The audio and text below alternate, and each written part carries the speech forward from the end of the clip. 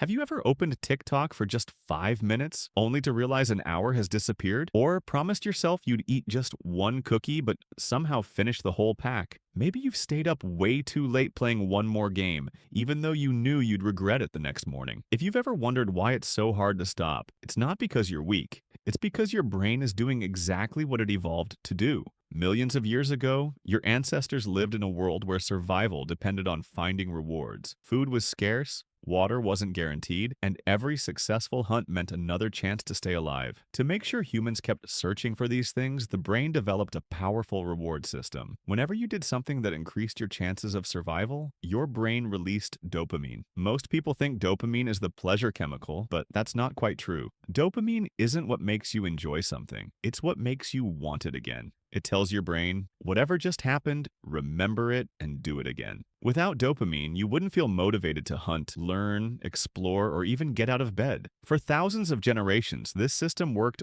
almost perfectly. The problem is that the modern world changed much faster than our brains did. Today, you don't have to spend hours hunting for food. You can get a burger delivered with a few taps. You don't have to search for exciting stories because your phone can show you thousands in minutes. Our ancient reward system is now surrounded by things designed to trigger it over and over again. Think about social media. Every time you refresh your feed, you don't know what you'll see next. Maybe nothing interesting, or maybe the funniest video you've ever watched. That uncertainty is incredibly powerful because your brain loves unpredictable rewards. It's the same reason slot machines are so addictive. If you always knew exactly what was coming, your brain would lose interest. But when the next reward might be amazing, you keep checking just one more time. The same thing happens with junk food. Your ancestors rarely found foods packed with sugar, fat, and salt. So whenever they did, their brains encouraged them to eat as much as possible. Today, those ingredients are everywhere, and companies spend millions making food as irresistible as they can.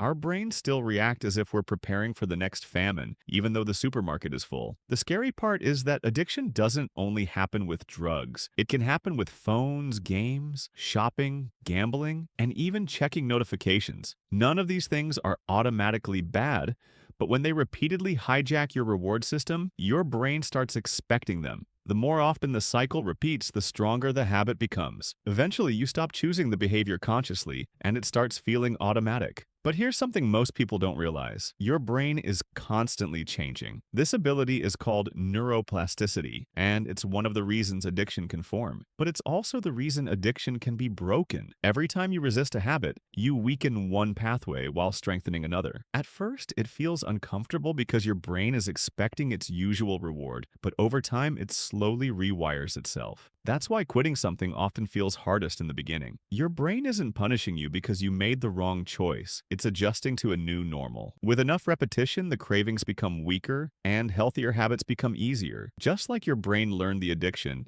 it can also learn freedom. So if you've ever blamed yourself for struggling to put your phone down or wondered why breaking a habit feels so difficult, remember this. Your brain wasn't built for the modern world. It was built to survive. And the same system that once kept your ancestors alive is now being pulled in every direction by technology, food, and endless entertainment. The good news is that once you understand how your brain works, you stop fighting against it and you can start working with it. Because addiction isn't proof that your brain is broken. It's proof that it's doing the job evolution designed it to do.